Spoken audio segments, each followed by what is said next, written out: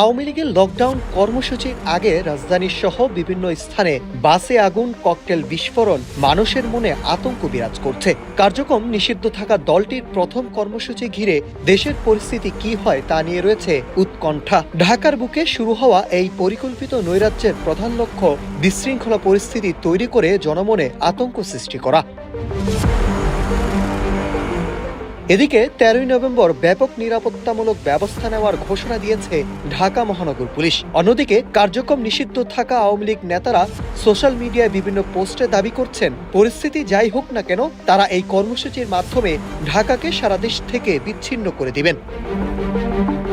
Walton AC exchange অফারে এখন যে কোনো ব্র্যান্ডের পুরাতন এসি বদলে নতুন ওয়ালটন এসিতে উপভোগ করুন 25% ছাড়। Walton air conditioner, comfort without compromise. এদিকে ডিএমপি পুলিশ কমিশনার শেখ মোহাম্মদ সাজ্জাদ আলী জানিয়েছেন, গত 11 দিনে 15টি স্থানে মোট 17টি ককটেল বিস্ফোরণ ঘটেছে এবং গত 2 দিনে 9টি যানবাহনে আগুন দিয়েছে। তবে 13 নভেম্বর নিয়ে আশঙ্কার কোনো কারণ নেই। ঢাকার মানুষ, সেনাবাহিনী, বিজিবি, পুলিশ সহ আমরা সবাই মিলে এটি রুখে দিব।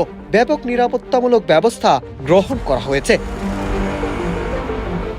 অন্যদিকে বিদেশে অবস্থানরত আওয়ামী লীগ নেতা আফম বাহাউদ্দিন নাসিম ও দলটির বর্তমান মুখপাত্র মোহাম্মদ আলী আরাফাত বিবিসি বাংলার কাছে দাবি করেন, তাদের এই কর্মসূচি শেখ হাসিনার বিরুদ্ধে ভুয়া রায় প্রদানের প্রতিরোধ করে তুলবেন। সরকার তাদের মদতপুষ্ট সাম্প্রদায়িক শক্তির মাধ্যমে এসব অপকর্ম ঘটিয়ে দলকে দোষারোপ করছে বলে জানান তারা। এছাড়াও লকডাউন কর্মসূচির মাধ্যমে জনমতের প্রতিফলন ঘটবে এবং আওয়ামী লীগ শান্তিপূর্ণভাবে কর্মসূচি পালন করবে বলেও দাবি করেন তারা। সরকার এবং নিরাপত্তা সংস্থাগুলো জানিয়েছে, অগ্নিসংযোগ সহ বিভিন্ন নাশকতার ঘটনাগুলো দেশে বিশৃঙ্খলা ও জনসাধারণের মধ্যে আতঙ্ক ছড়িয়ে দিয়ে রাজনৈতিক প্রভাব বিস্তারের উদ্দেশ্য করা হচ্ছে।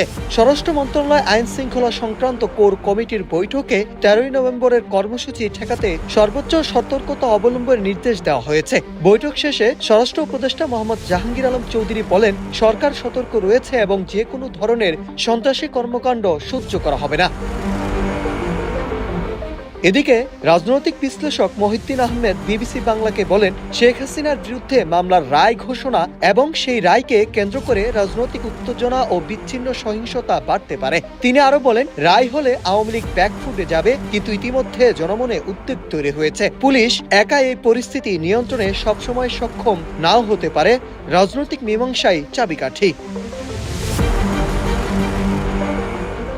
23 অক্টোবর আন্তর্জাতিক অপরাধ ট্রাইব্যুনাল জানায়, 2024 সালে আগস্টে সংগঠিত মানবতা বিরোধী অপরাধ মামলার রায় ঘোষণার তারিখ 13ই নভেম্বর নির্ধারণ করেছে। এই ঘোষণার পর থেকেই রাজধানীতে ককটেল বিস্ফোরণ ও বাসে অগ্নিসংযোগের মতো ঘটনাগুলো ঘটছে, যা আইনশৃঙ্খলা বাহিনী ও সরকারের মধ্যে উদ্বেগ বাড়িয়েছে। Nahid Hasan, news desk, Ittefaq.